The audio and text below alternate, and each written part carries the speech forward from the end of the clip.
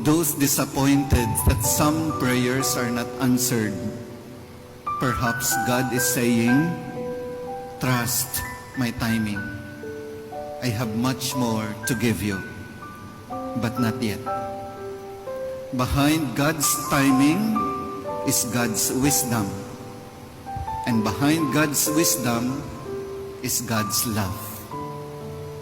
Kaya my brothers and sisters, sometimes say natin when we are also disappointed that some of our prayers not answered by God, don't lose hope. Continue to trust in the will of God. Go to the church, pray, and maybe hindi ka bibigyan kaagad ng answer, but in the right time, God will answer you in your prayers. Amen.